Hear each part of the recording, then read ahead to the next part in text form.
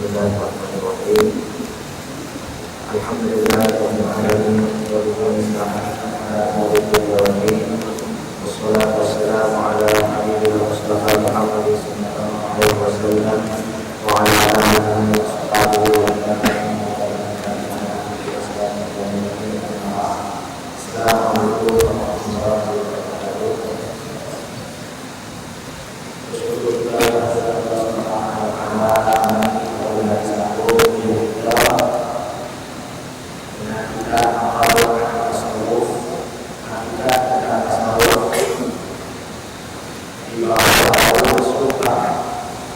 Di bawah tadi yang kecilnya kata-kata fuqaha dan juga muhadditsin tentang kepentingan suhbah serta adab-adabnya. Kata-kata fuqaha dan juga muhadditsin tentang kepentingan suhbah serta adab suhbah. Qala rahimahullahu ta'ala syekhina wa nafa'na bi'ulumihi fid dharain amin.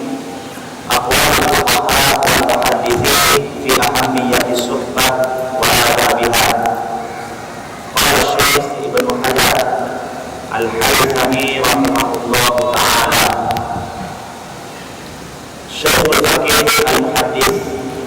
Di sini Syekh sebut tentang pendapat-pendapat ataupun kata-kata yang keluar daripada bibir mulut para fuqaha, yaitu ahli fiqh dan juga muhadditsin, ahli hadis, dan juga termasuk juga mufassirin, ahli-ahli tafsir di kalangan ulama ahli sunnah wal jamaah tentang betapa penting bersuhbah dan juga sebahagian daripada adab-adab bersuhbah dengan guru yang mursyid. Kenapa saya sebut kata-kata fuqaha dan juga muhadditsin? Sebab selepas dari ini saya bawa pula kata-kata daripada ulama al-qaum, iaitu ulama sufi sendiri, ulama tasawuf sendiri. Sebelum bawa kata-kata ulama tasawuf, apa kata ulama fiqh dan juga ulama tafsir dan juga ulama hadis tentang pentingnya suhbah. Pertama, Ibnu Hajar Al-Haythami. Ibnu Hajar Al-Haythami, satu Ibnu Hajar Al-Asqalani, satu Ibnu Hajar Al-Haythami. Ibnu Hajar Al-Haythami ini ayat kita yang ada pada beliau dalam ini. Muhaddis, yang satu lagi pun muhaddis juga, yang syarah kepada kitab Sahih Bukhari, yaitu Fathul Bari. Fathul Bari adalah Ibnu Hajar Al-Asqalani, yakni Ibnu Hajar Al-Haythami, seorang mufti Makkah Al-Mukarramah pada suatu ketika dulu. Syekhul Faqih Al-Hadis Ahmad Syihabuddin Ibnu Hajar Al-Haythami Al-Makki dalam kitab beliau Al-Fatawa Al-Hadithiyah menyebut, Fatawa Al-Hadithiyah ini digunakan oleh ulama-ulama sebab dia ini suatu kitab yang mu'tabar, berautoriti di sisi ahli sunnah wal jamaah, terutamanya di dalam mazhab Asy-Syafi'i rahimahullah ta'ala. Sebelum seseorang saleh, ahli sunnah dia saleh, sampai ke pengetahuan ini, pengetahuan yang lebih mendalam, maka lebih baik baginya sentiasa melakukan apa yang disuruh oleh gurunya. Sebagai seorang murid, sebagai seorang saleh yang ini ingin suluk jalan ma'rifatullah, ingin melalui jalan kenal diri, maka Syekh kata, sebelum sampai kepada pengetahuan yang lebih tinggi, maka lebih baik bagi seseorang saleh itu sentiasa melakukan apa yang disuruh oleh gurunya. Kenapa? Di sisi ulama tasawuf, bagi seorang ahli suluk. Wudhu ini adalah mahfuz, dijaga oleh Allah Subhanahu wa Ta'ala. Bagi seorang mukmin, mereka pernah beriktikad, mereka pernah menganggap bahawa wudhu lebih sempurna daripada diri sendiri. Sesiapa yang menganggap diri sendiri sempurna dan wudhunya tidak sempurna, maka tidak ada faedah dia bersolat dengan wudhu. Kenapa? Sebab apa tujuan dia bersolat dengan wudhu? Tujuannya untuk mendapat manfaat, mendapat bimbingan supaya wudhu dia mengenal Allah Subhanahu wa Ta'ala. Di ibadah masa yang sama, seorang murid, seorang saleh anggap diri dia lebih mulia daripada dunia, maka dia tidak akan mendapat manfaat. Sekiranya dia lebih mulia daripada dari segi ilmu, dari segi pengetahuan, dari segi pengalaman, dari segi dakwah, dari segi makrifat, baru dia akan dapat manfaat daripada guru tadi. Ini adalah kaidah di sisi semua ulama sufi. Man qala bi syai'in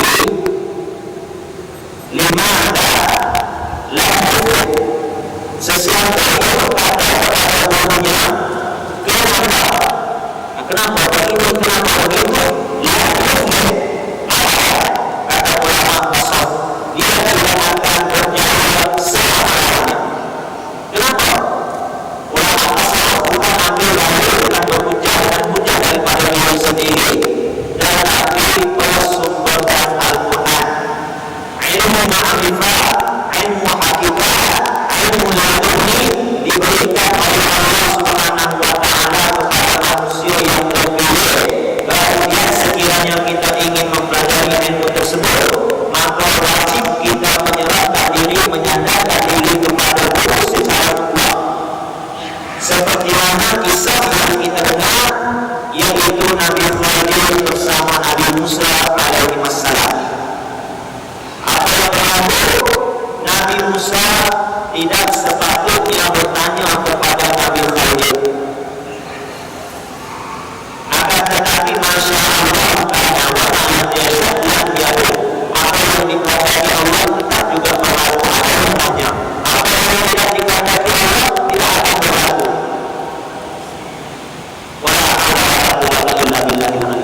Kita tidak ada upaya, kita tidak ada kekuatan, melainkan kekuatan itu datangnya dari Allah Subhanahu wa Ta'ala. Sehingga Nabi sendiri pun dia kata, Nabi kata, la yaqulu anna Musa al-Qara sabira. Sebelum ini kita pernah dengar kisah itu. Apakah sangat kata Rasulullah sallallahu alaihi wasallam agar Nabi Musa itu bersabar. Nah, tengok apa yang Allah akan perlakukan kepada mereka berdua. Apa yang Nabi Musa dapat ilmu daripada Nabi Khidir. Akan tetapi Masya Allah Ta'ala, apa yang Allah nak pasti berlaku. Allah nak macam tu, setakat itu saja. Alhamdulillah sudah. Tapi ulama tasawuf kata, sesiapa yang berkata kepada Sayyidina Imam dia tidak akan berjaya selama-lamanya. Untuk mendapat ilmu laduni, ilmu hakikat yang diberikan kepada Nabi Khidir, maka tidak sepatutnya Nabi Musa bertanya, kenapa begitu, kenapa begini, dan yang kedua cadangan supaya Nabi Khidir mengambil hikmah. Nabi Khidir kata, ini adalah, sampai sini saja kita. Lalu sudah perjalanan murid aku, lalu sudah aku dari gunung. Karena kau banyak bertanya. Ini kisah Nabi. Kisah Nabi di dalam Al-Quran, di dalam hadis adalah untuk kita ambil pengajaran. Maka di sini Ibnu Hajar Al-Haytami, seorang ulama, kata seharusnya sebenarnya dari seorang murid sentiasa melakukan apa yang disuruh oleh guru. Buat apa yang guru buat. Itu adalah peranan guru mendidik, peranan pelajar, peranan murid adalah mengikut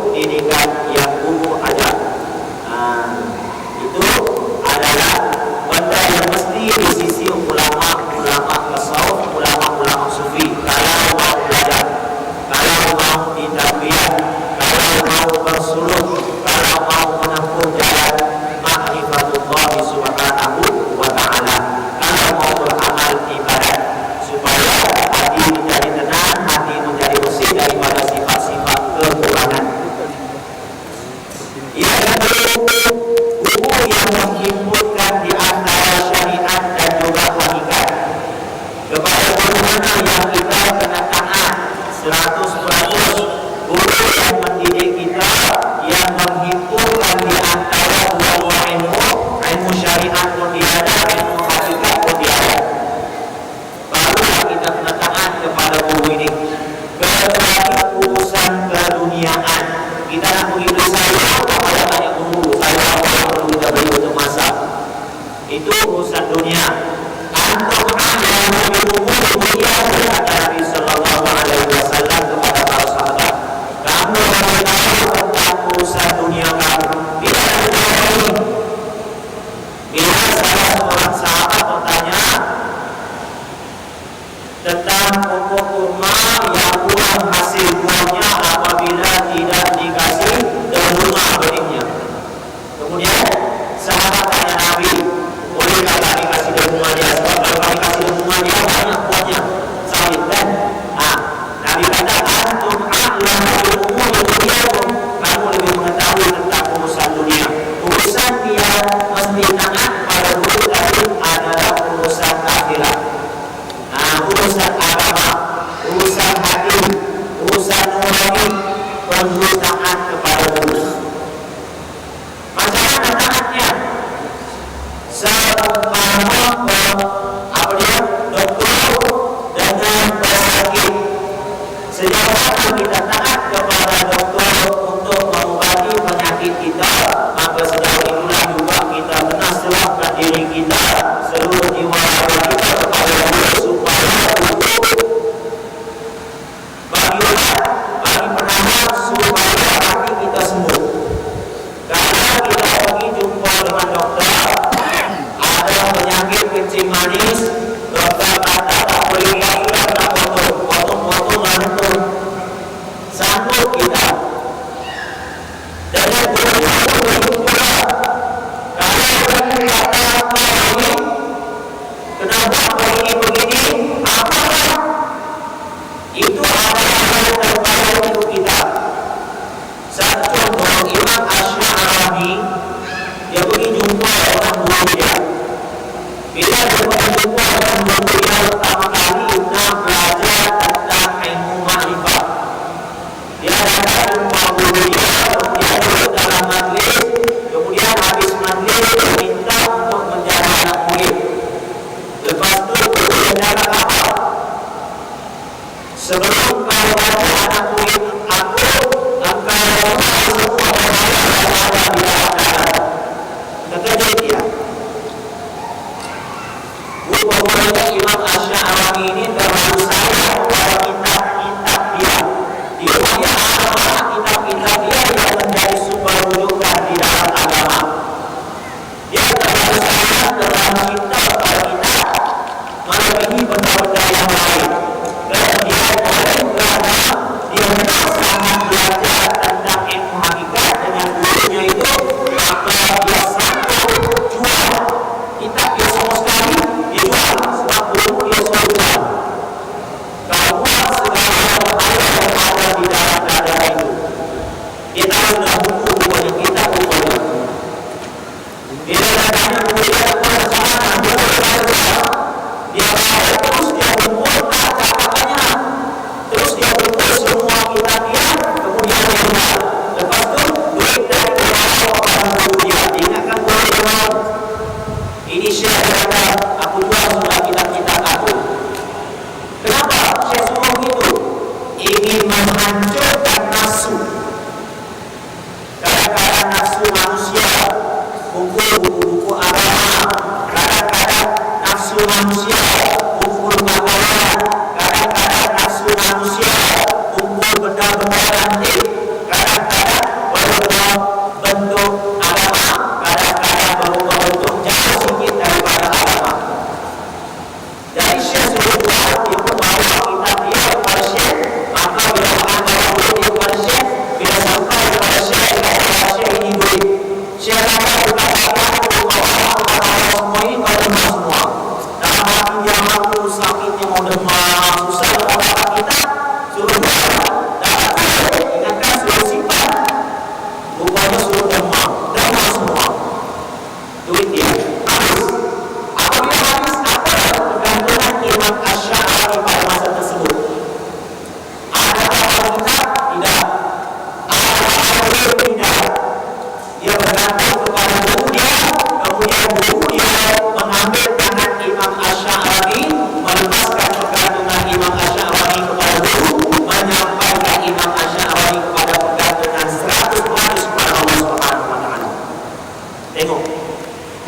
yusibu.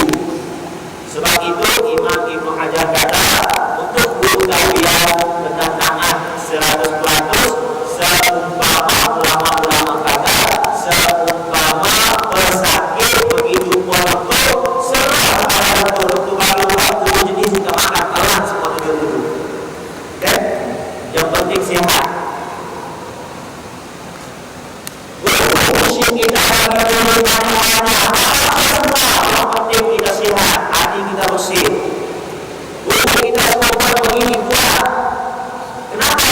Sebab guru lebih mengetahui berbanding dengan anak murid. Nah, ini peranannya. Ini sebab Syekh suruh ikut, suruh tangan. Ini kerana guru-guru itu adalah tabib yang hebat, tabib yang telah diikhtiar oleh gurunya yang sebelum dengan dia sebelum dia, kemudian sudah diikhtiar. Guru bagi ijazah pada anak muridnya, ijazah umum dan juga ijazah khusus. Oleh mentarbiyah mu'alai, barulah guru itu dikatakan guru yang mursyid. Melaksanakan perintah kema'ada. Guru ini telah melalui jalan-jalan kebaikan kema'ada. Kemudian dia kembali jadi macam manusia yang biasa setelah dia bermujahadah, demi mujahadah, demi mujahadah untuk membersihkan jiwa. Akhir sekali dia kema'ada. Kemudian dia kembali macam manusia yang normal, tapi hati dia bergantung 100% dengan Allah Subhanahu wa Ta'ala. Tujuan apa? Yukhbirul qahar, untuk memberi perkhairan, untuk memberi berita, untuk memberi manfaat. Bimastafada, faedah yang dia dapat, dia nak bagi orang lain pula, dia nak ajar orang lain pula. Ini dikatakan guru yang mursyid. Sebab itu dikatakan guru itu adalah tabib yang hebat. Tabib ini doktor lah, cuma doktor untuk hati. Kalau doktor kepada hati, macam kereta lah juga. Kalau kereta kita bawa, kereta kita pernik, bawa workshop, dia ketuk kum, dia ketuk kan. Kita tak tanya apa dia, betul, nanti komen. Sebab dia tahu, dia ada kereta, betul itu bukan untuk merosakkan kereta, tapi untuk memperbaiki kereta. Walaupun kita dengan sakit telinga, walaupun jiwa kita supaya untuk begini habislah keretaku. Bukan untuk merosakkan kereta, untuk memperbaiki kereta. Begitu juga dengan dokter tadi. Kalau disuruh bedah, kalau disuruh pasang pakai bos kita. Kenapa? Sebab kita menyerahkan diri kita 100% kepada dokter. Kita menyerahkan kereta kita 100% kepada tukang kayu kereta. Ini sudah diingatkan oleh ulama-ulama sufi. Kalau zaman ulama-ulama tasawuf bagi tahu kita wajib, kita kena menyerahkan diri kita kepada guru tasawuf, guru mursyid, seperti mana mayat berada di tangan pemati mayat. Tak boleh buat apa-apa. Guru yang lalu berjalan hidup agama kita. Kalau kita kata besar atau kecil lagi tak.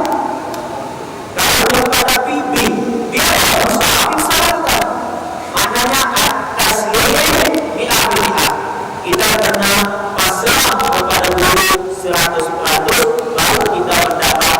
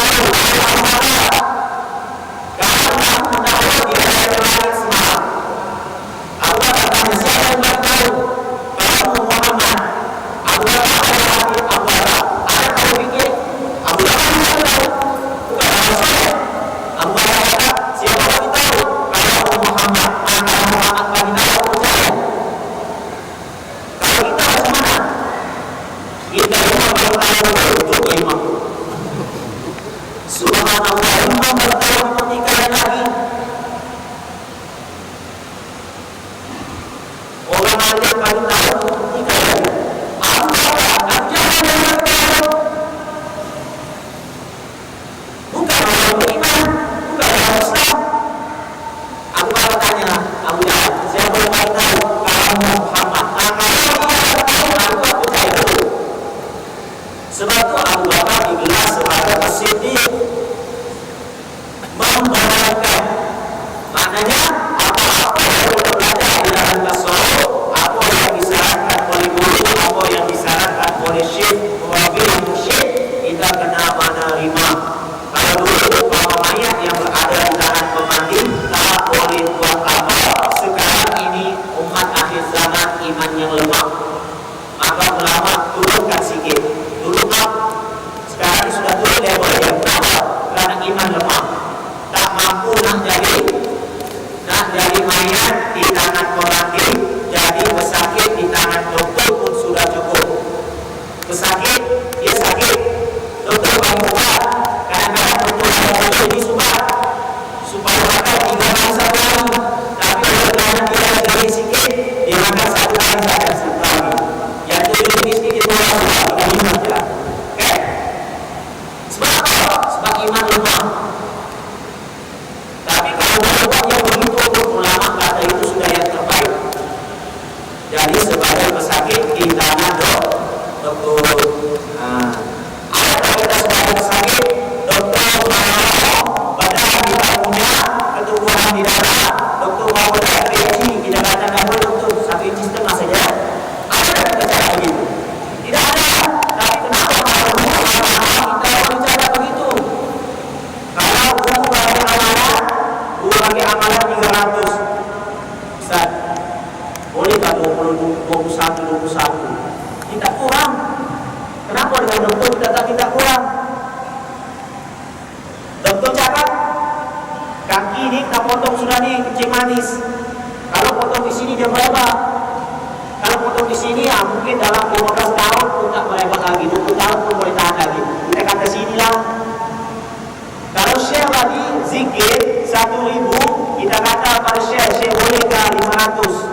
Kita tak tanya share bolehkah kalau umat mau buat 3,000? Ada tak? Tak ada. Kalau benda agama, kita minta kurang. Kalau benda dunia, untuk kesejahteraan tubuh badan kita mau selamat sejahtera. Tetapi untuk agama kita, untuk jiwa kita, sakit sikit, kita anggap tidak kisah. Itu kekurangan yang ada pada manusia akhir zaman. Sebab itulah ulama-ulama yang buat pembaharuan daripada berada sebagai mayat di tangan pemandi yang kurangkan sikit. Sebab iman lemah dijadikan seumpama pesakit berada di depan dokter ataupun di bawah kawan-kawan dokter. Maka kearifan tauhidiyah yang pernah dirasai oleh guru tadi serta hikmah rabbaniyah, hikmah ketuhanan yang Allah anugerahkan kepada guru tadi, ia memberikan kepada setiap tubuh dan jiwa apa yang dipikirkan sesuai mengikut pengalaman nuraninya, mengikut zatnya yang pernah dilalui oleh guru tadi. Kalau betul, bila betul yang ada pengalaman, maka apa yang kita tahu semua kita buat. Selepas cabut gigi tak boleh minum air madu, tak boleh makan nasi 3 jam, apa pun tak makan. Selepas telah lompat gigi kau jangan memandu, berapa jam, 4 jam jangan memandu. Tak memandu kita, kalau kita tidak mengantuk. Taatnya kita kepada orang yang mempunyai kebakaran. Dalam agama lebih tinggi lagi sepatutnya kita taat kepada guru. Sebab apa?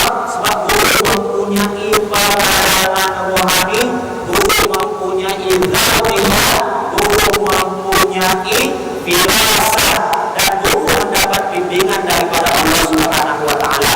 Kerana dia telah melalui berbagai proses penyucian jiwa sebelum diberi izin untuk mengkabi yang baik.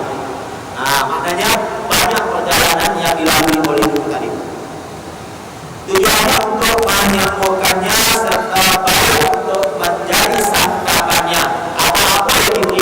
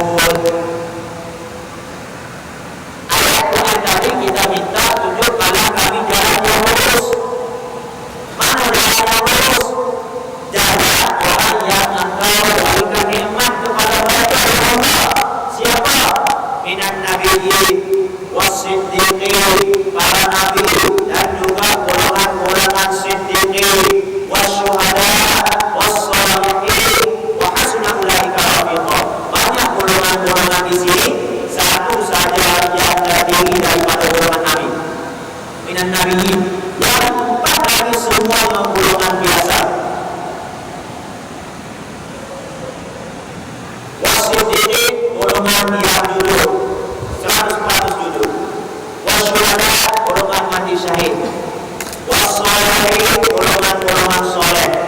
Wa hasuna ulaika rafiqa, dan orang-orang yang menjadi teman yang baik. Dari empat ini bukan terdiri daripada golongan Nabi, boleh dicapai oleh manusia biasa. Dari jalan inilah kita minta Allah Subhanahu wa Ta'ala tunjuk. Dengan cara bagaimana? Dengan cara bersumpah. Itu maksud Syekh. Syekh bagi tahu itu. Kecuali apabila mengikuti Syekh, dia menunjukkan jalan yang betul serta menjauhkannya daripada situasi yang silap lagi menyesatkan.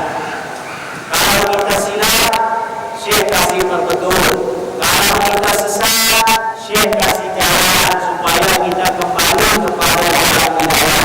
Kalau kita melangkah, Syekh bantu. Tujuannya supaya apa? Supaya manusia sampai kepada Allah Subhanahu wa Ta'ala. Kenal Allah, Ar-Rabbu Rabbu. Allah itu adalah memang Tuhan. Wal abdu abdu, dan hamba memang hamba. Karena tak ada manusia pada kita lain. Allah Subhanahu wa Ta'ala hebat. Kita pun dalam masa yang sama kita sangka kita hebat juga. Karena tak ada manusia lain. Allah Subhanahu wa Ta'ala kali dalam masa yang sama kita rasa kita juga pembuat, walaupun tidak seberapa. Inna Allah, sesungguhnya Allah itu baik. Dalam masa yang sama kita rasa kita manusia yang paling baik. Kita rasa itu kita, ini kita, dia panggil anak dia. Kalau setan disebut anak khairun, aku lebih baik daripada dia. Bagaimana? Anak khairun, aku lebih baik daripada dia. Apa maksudnya? Setan di dalam masa yang sama dia mengiktiraf Allah Subhanahu wa Ta'ala, jadikan dia mengiktiraf Allah bukan Nabi Adam, tetapi dalam masa yang sama aku lebih baik daripada dia Tuhan. Kenapa aku bersujud pada dia? Ana khairun minhu, aku lebih baik daripada dia. Khalaqtani min nar, kau ciptaku dari api. Wa khalaqtani min tin, kau cipta dia dari tanah. Setan buat pentafsiran sendiri, api dengan tanah mana lebih mulia. Setan iktiraf Allah jadikan dia, Allah jadikan Adam. Cuma dia ada sifat aku. Anak khairun minhu, aku lebih baik daripada dia. Dalam diri kita manusia satu hari satu malam, perasaan macam setan tadi ada dalam jiwa kita. Ini yang kita kena bersih, kita kena keluar. Kita kena kasih sabun dia supaya bersih, supaya tidak ada perangai-perangai yang macam setan tadi. Kalau perasaan begini masih ada dalam diri kita, maka kita dengan syaitan hampir sama, lebih kurang sama dari konsep ini, dari sudut ini. Dari sudut lain mungkin berbeza. Ini yang perlu dibersihkan. Ini yang perlu dikeluarkan. Syekh kata, kena mengikuti Syekh yang menunjukkan jalan yang betul serta menjauhkannya daripada situasi yang silap lagi menyesatkan.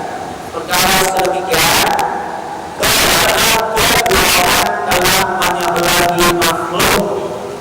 Makhluk ini sifat dia ada sifat kekurangan. Akan tidak cukup untuk memperoleh kebenaran dan membezakan antara yang benar dengan yang salah. Angka yang Allah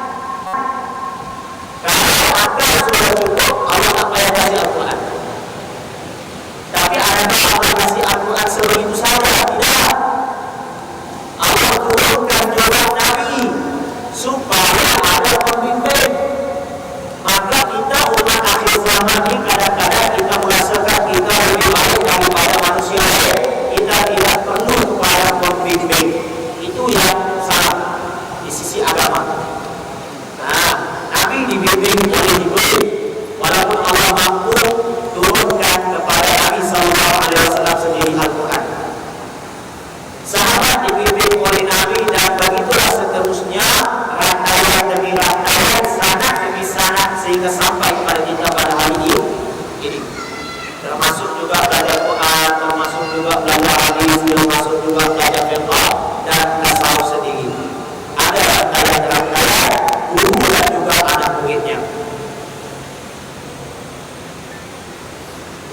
Di sana perlu kepada orang yang kamil untuk diikuti, orang yang lebih sempurna daripada kita. Kenapa dia tidak dapat manfaat daripada Nabi Sallallahu Alaihi Wasallam? Kenapa Rasulullah mau iman kepada Nabi Sallallahu Alaihi Wasallam? Kerana pandangan Abu Jahal kepada Nabi adalah semata-mata anak yatim Abu Talib. Abu Talib dia ada anak yatim. Bapak yang sudah meninggal sudah, mak dia pun sudah meninggal. Abu Jahal mengaku Nabi dengan pandangan anak yatim.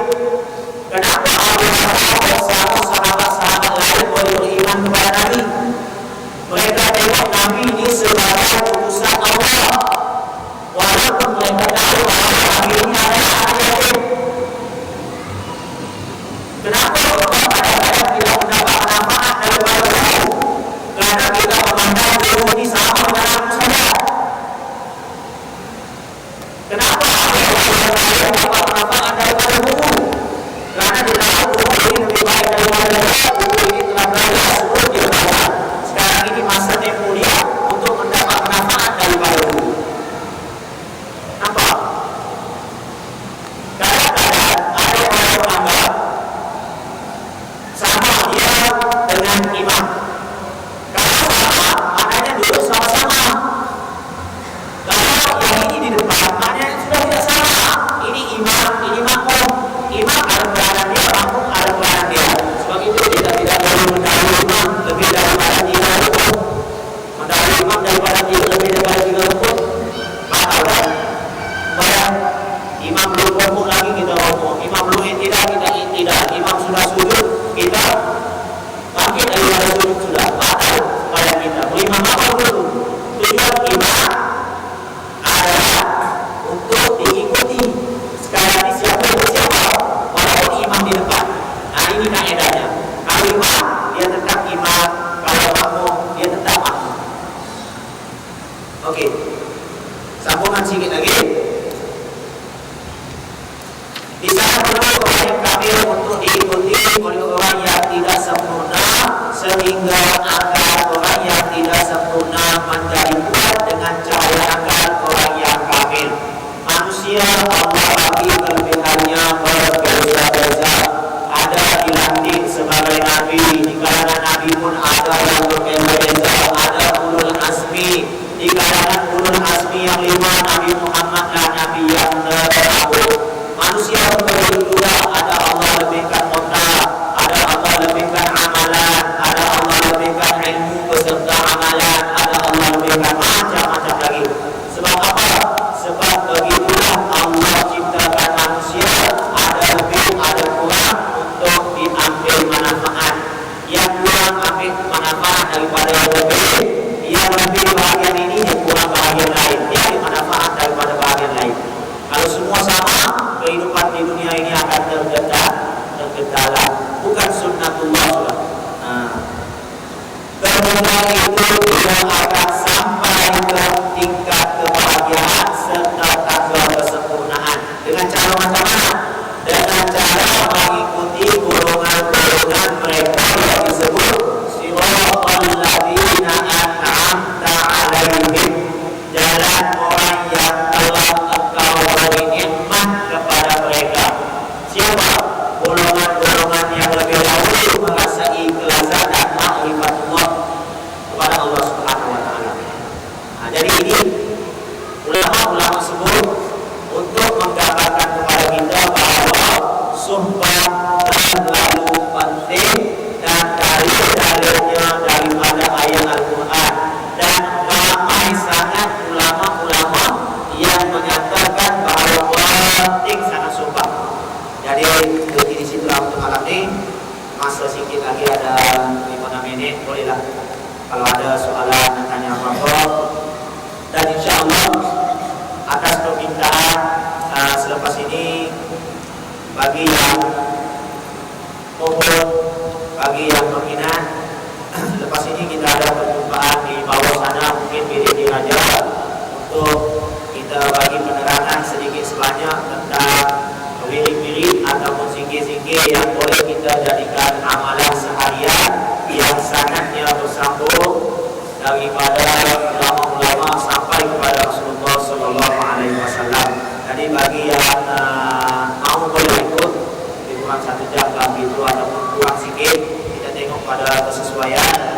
Jadi ini dibuka kepada semua juga, tak jadi masalah. Cuma ada yang minta naik ke balong. Kalau naik ke balong bersiap juga, ada naik dengan motor, ada yang naik dengan kereta jauh juga.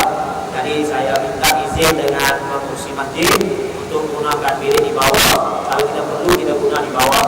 Kalau kita tak perlu, kita tak guna. Jumpa saya di rumah pun boleh juga, dan jumpa di masjid pun boleh juga. Kalau ada nak tanya apa-apa. Dan untuk malam ini, kita jumpa di bawah, ya, selepas sembahyang sunat isya. Kalau ada soalan, ada lagi lebih kurang 5 minit, kan? Silakan.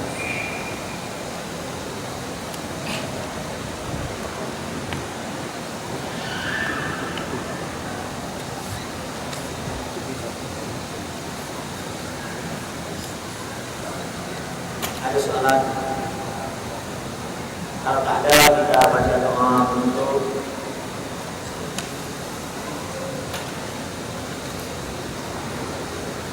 ada. Kita takut tanya. Jangan takut, jangan takut, jangan segan. Kalau saya tadi Rasulullah, Abi Bakar, jangan tangis aku ni Allah tak peduli. Tanya aku sebelum kau kehilangan aku. Hari ini mungkin aku hidup, besok mungkin aku tinggal. Umur tiada siapa yang tahu. Jadi siapa yang tahu? Is'aluni qabla an taquluni. Tanya aku sebelum kau kehilangan aku. Silakan. Assalamualaikum Ustaz. Tadi saya terangkan pasal guru mengajar. Dalam agama kita lebih daripada satu mazhab. Dalam guru datang dari luar negara, itu satu mazhab lain. Lepas itu kalau guru kita tahu dia kurang ilmu, macam mana Ustaz? Dia pernah mengajar begitu, kadang susah. Kita tahu dah dia kurang ilmu, lepas itu dia pula selalu menegur begitu. Terima kasih kepada pertanyaan. Pertama sekali mengenai guru daripada luar negara. Syarat yang antara syarat yang dilakukan oleh ulama sufi, ulama tasawuf, ulama tarekat untuk berguru suluk, ya. Ini untuk khusus untuk suluk, untuk ditarbiyah, untuk kita semua kita supaya guru kita didik, supaya guru kita tegur, supaya guru kita kalau apa-apa kesalahan memang dia akan bantu kita, dia kasih kenal kita dengan Allah Subhanahu Wa Taala. Syarat di antaranya ialah guru itu mesti hidup. Maknanya di dalam negara boleh, di dalam negara boleh tidak menjadi masalah. Yang penting kita dapat bersumpah, bersamping dengan dia dan bergaul dengan dia dalam masa yang sama, hasil daripada pergaulan dari guru kita boleh menegur kita. Macam saya berguru, saya Muslim daripada Malaysia. Ini cerita sikit. Guru saya daripada Kanada pergi ke Mesir ziarah. Jadi ditakdirkan Allah kami bertemu. Kemudian saya minta nak jadi anak murid. Kemudian dia menangis kerana betapa beratnya tugas sebagai seorang guru di kata. Daripada saat itu saya pernah dinanti setelah dia balik, bila saya boleh jumpa sebab nak belajar. Dia janji dengan saya dalam masa 6 bulan akan datang, dia akan datang dari Mesir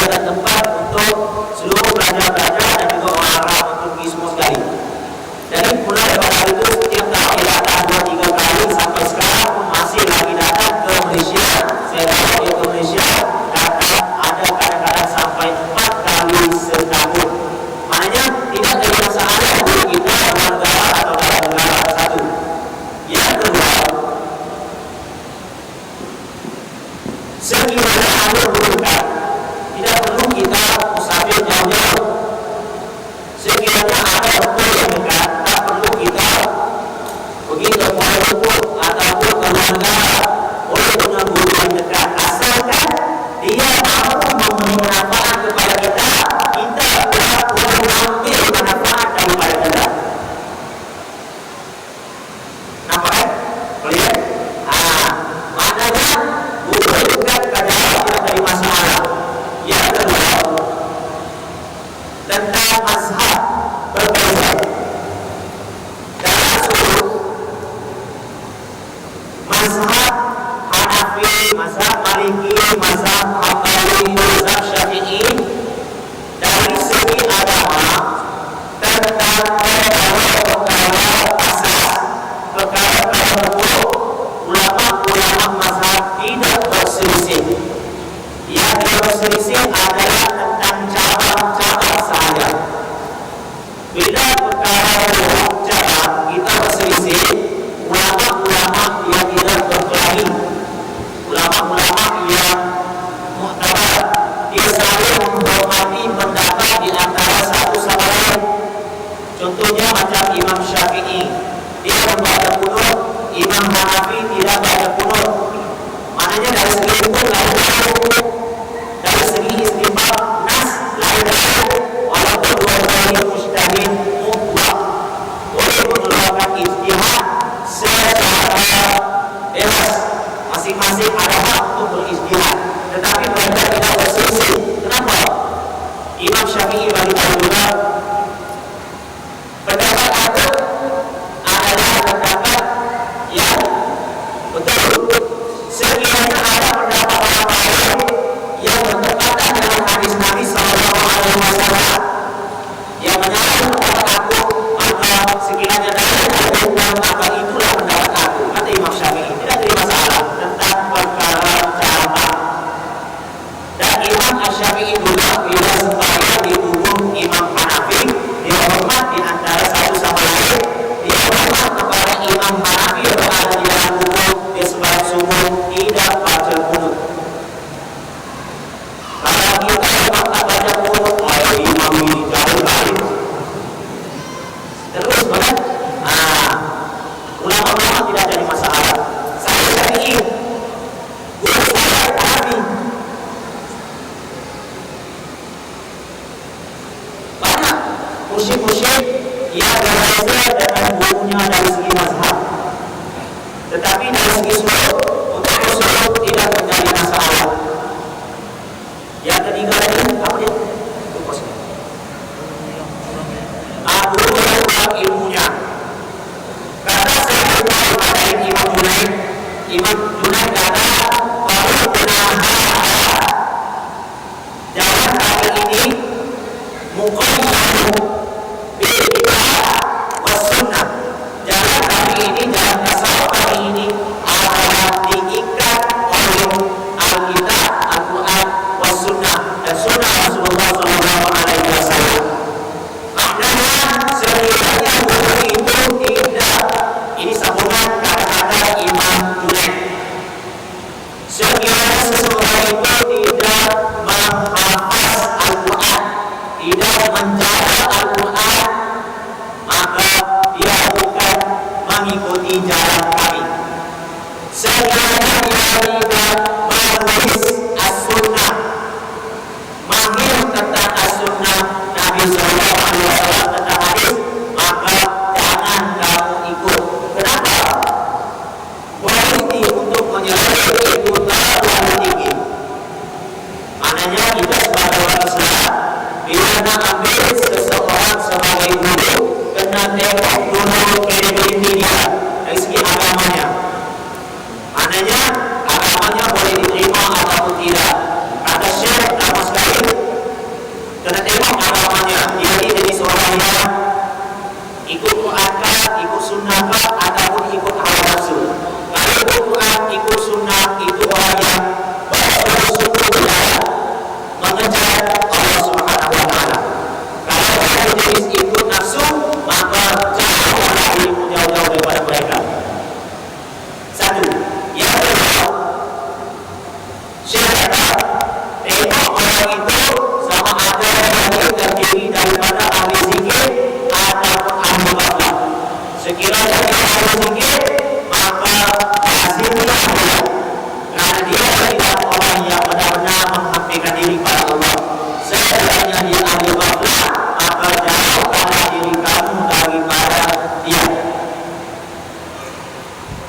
Boleh jawab sikit lagi.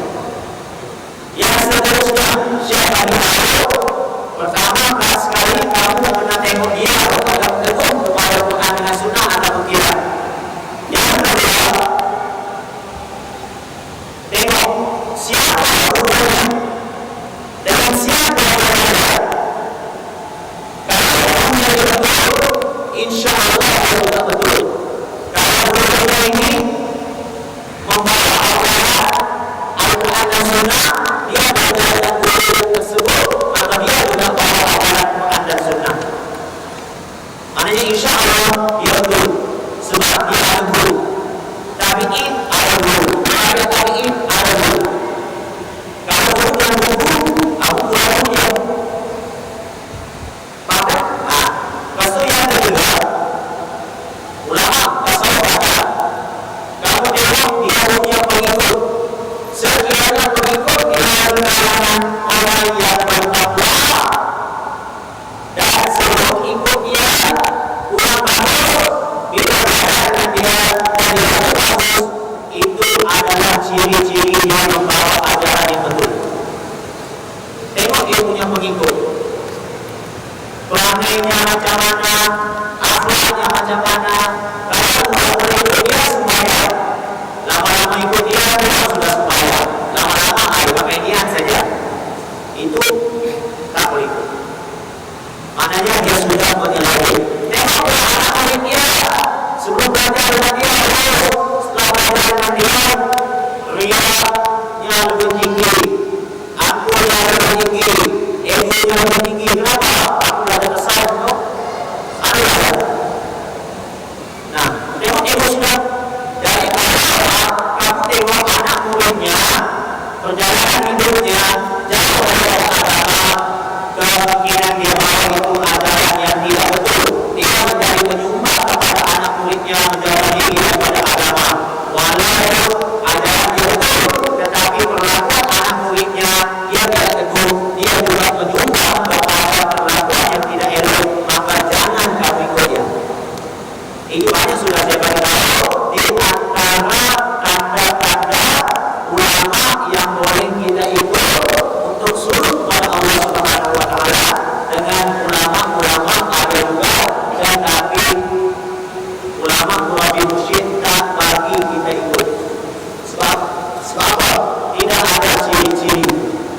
Nah, jadi sekarang saya jawab, boleh lagi ya. Aku lupa di ayat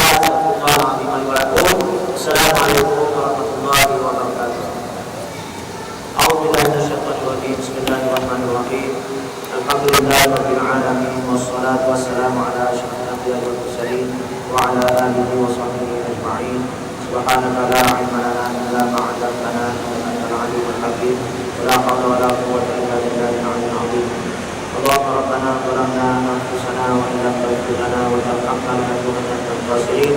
Wa tub 'alaina ya maulana innaka antat tawwabur rahim. Tawwabna subhanakallahumma wa bihamdika wa salam wa aqulu da'wana alhamdulillahi rabbil alamin. Barakallahu fikum.